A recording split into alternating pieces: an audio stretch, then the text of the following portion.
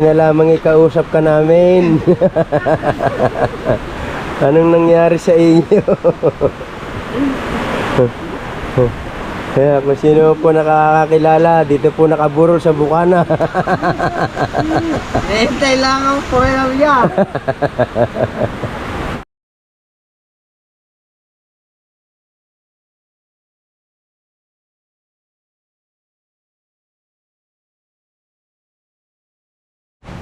What's up mga osip? Panibagong araw tayo ngayon. At araw natin ngayon ay araw ng linggo. At andito ako ngayon sa cottage. At ito, ayan.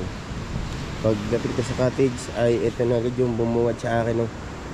Laglagan yung mga dahon ng talisay. At ayan, nagsisimula pa uling lumaglag yung iba. Mamaya pagka nagkaroon ng hangin, lalo na yan. At tuyo pala yung yung mga dahon ng talisay na yan kapag naampiyasa ng tubig dagat. Yan, nagkaganyan lang yun nung simula nung bumagyo ng malakas at yung ampiyas ng alon na tapos malakas yung hangin kaya dala yung ampiyas ng tubig ng dagat kaya sa pataas na yan halos lahat ay tuyo yung dahon, kaya ito yung resulta. Ayan, lahat ay naglalaglagan.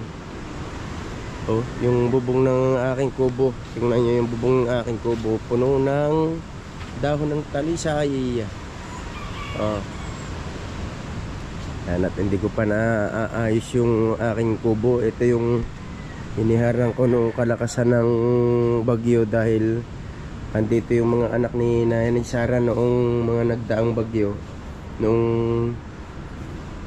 dito sila inabot ng bagyo, kaya ito napaharang itong plywood dahil yung ampiyas ng ulan ay tambay doon sa kalooban.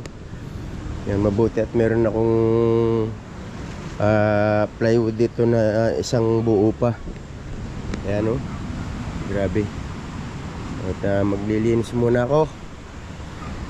At siyempre bago ako maglinis muna ay magkakape muna ako. At ito dito meron akong dito, nasan ba yung aking initan ng kape. Ito na lang naman to. Ito ay iinit na lang. May tubig na ito, may kape na pinakuluan. At ito yung motor ni Kamedal. Bago bumagyo ay inalis ko na sa bangka. Yan, salo muna tayo ng kape bago tayo maglinis. At ito yung ating kape. Ito yung kapeng Barako. Yan, ang dami pa.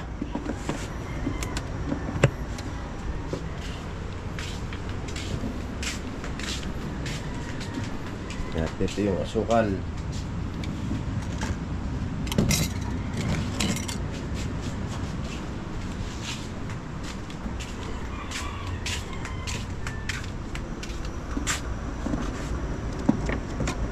Yan na natin ang kape para pagkulo ay dire-diretso na.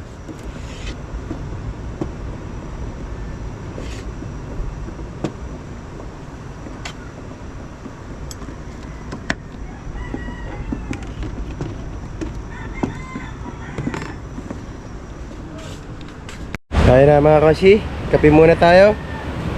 Kape sa araw ng linggo. Ayan, nalinis ko na. Pero hindi pa masyadong linis yan. Naalis ko na lang yung mga dahon-dahon. At yun ang problema ko ngayon, yung sa bubong, kapal. Pati yung nasa net na yan, kapal lang dahon. Pahinga lang ako, ubusin ko lang itong kape bago ako maglinis ulit. Yan, at ang dagat naman ay banayad na yung laot. At ito na lang ang problema, ito sa tabi. May alon pa rin, pero yung laot naman yan ay tahimik na dahil malayo na yung bagyo. Kaya lang meron pa tayong palapit, si Coronel naglalakad.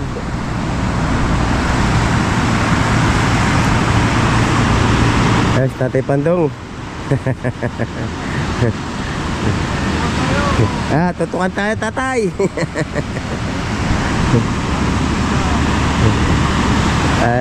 Ngayon, yung barko na yun, matagal na yun dito. Siguro si Rayon.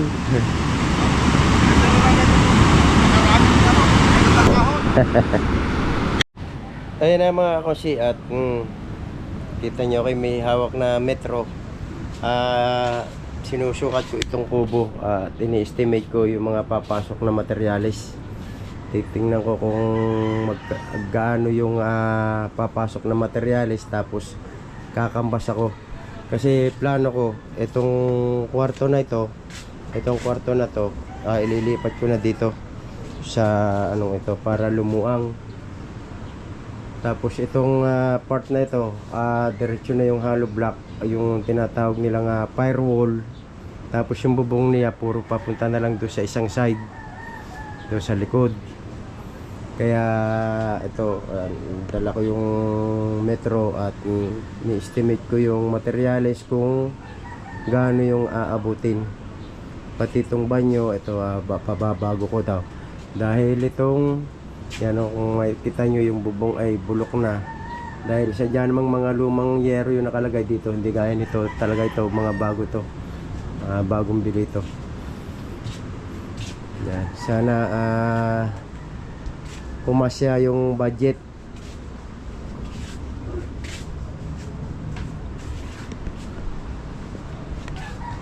Kasi ang ang mahal na ng materials ngayon. Grabe, doble na nung ako'y maggawa nitong kubo na ito. Ang hollow block ay ano lang, bali 1,100 yung 100 piraso. Ngayon ata ay 1,600 na. Tapos yung bakal na 9mm, 110 lang yung isang piraso. Ngayon ay 180 na. Ganyan kalaki na yung itinaas ng materialis. Tapos yung semento 110 pa lang. Yung ang isang sako, isang supot ng semento ay 110. Ngayon ata ay pag hindi mga 160, 170 na. So grabe yung itinaas ng materialis. Kaya pinag-iisipan ko kung baka kasi pag naumpisahan ay mabitin lamang sa budget. Kaya ewan ko, bahala na kung paano ang mangyayari dito. Kasi gusto kong ayusin ito at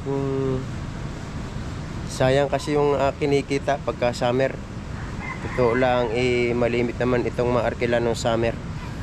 Kaya lang siyempre yung kinita ko dito, hindi ko naman maipon pati. Gawa ng siyempre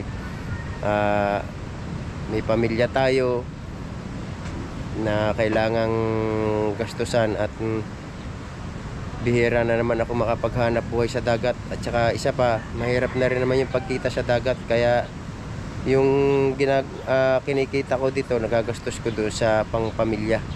Kaya hindi ko rin ito napag-ipunan. Tapos yung isa pa nga naging problema dito, yung gaya nga nung nag-clearing yung gobyerno.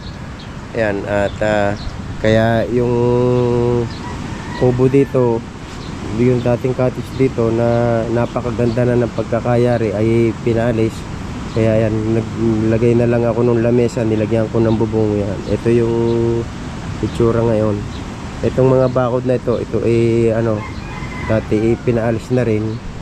Noong panahon ng Holy Week, ibinalik ko para magkaroon ng privacy yung mga arkila. Kasi siyempre kailangan nating i-safety yung mga magiging guest dito para hindi sila madala na magpabalik-balik dito sa sa Bukana. Grabe na naman yung dahon, no? Ang dami na naman laglag. Kalilinis ko lang, laglagan na naman dahil natuyo yung mga dahon gawa nung hulab ng dagat, grabe ito, halos mapuno na yung ng dahon,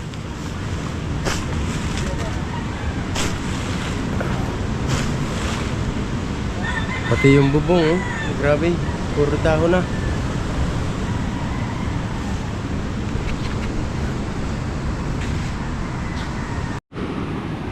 Yan, at may mga nag-outing pa rin dito. Ayan, oh.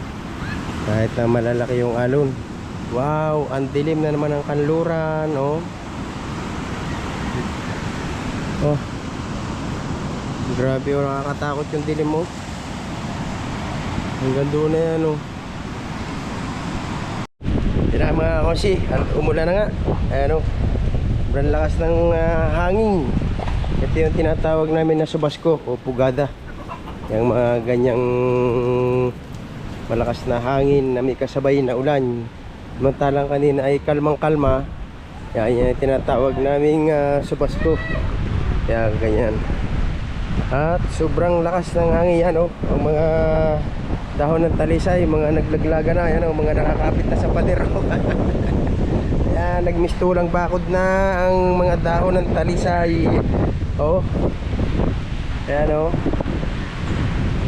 Ayan, at malakas na naman yung alon. Ayan, wala na yung mga naliligo. Nalamigan na siguro. At yan pa rin si Kamedal, andun. Ito yung si Katagumpay, yan. Maliligo na naman kayo sa ulan. Yan si Kamedal, yun. Katago. Diyan yung tropa, nandun, napatago.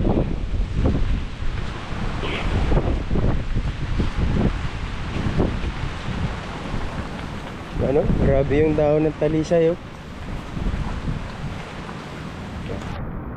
Tago muna tayo dito. Ayan, oh. Grabe ang hangin at saka ulan. Yan, ang mga dahon ng talisay.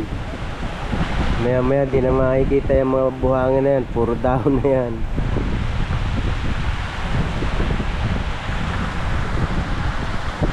Tila. Kaya pungay, kanina lamang ikausap ka namin. Anong nangyari sa inyo? Kaya kung sino po nakakakilala, dito po nakaburol sa bukana. Hintay lang ang pwede yan.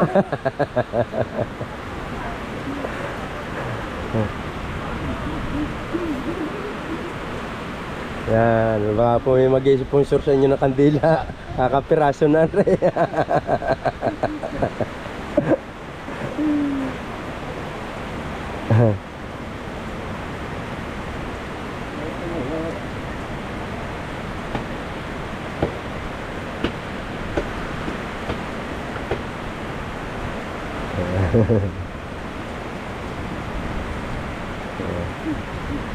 Yeah. Hintay lang ang ano.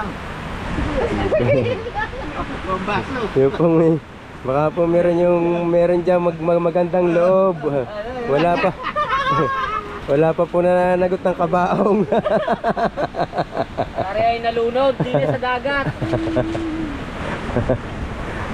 Ano mga kosi, at lilinis naman tayo ngayon ng rescue. Ayan, ito yung dinadrive kong service. Tama-tama na ulan, sabayan na natin ng linis.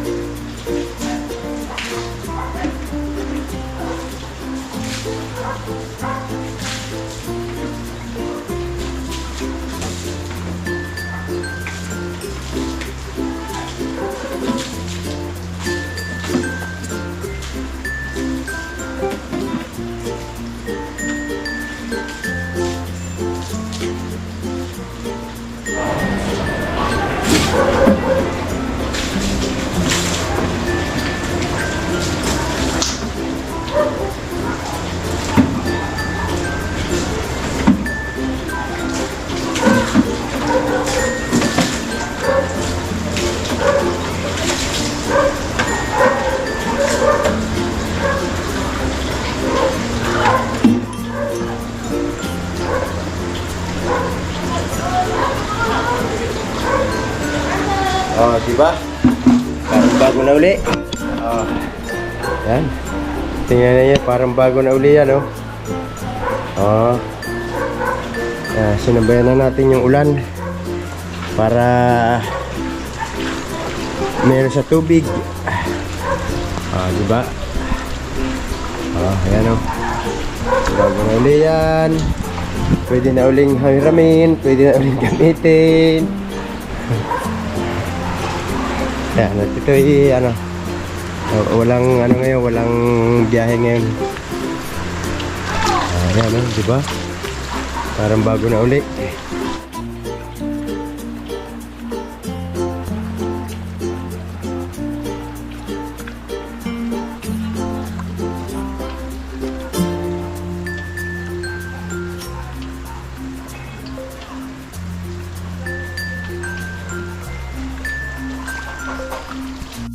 Yan at ngayon puntahan naman natin si ano, si Cobra. Dito ngayon nakaparking si Cobra dito sa tapat ng evacuation center. Yan. Yan na si Cobra.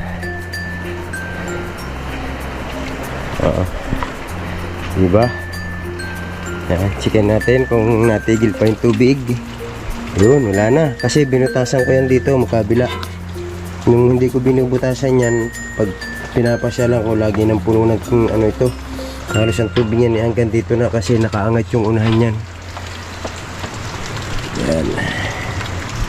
Ito, madalang ko na magamit ngayon. O, diba? Ayan si Cobra.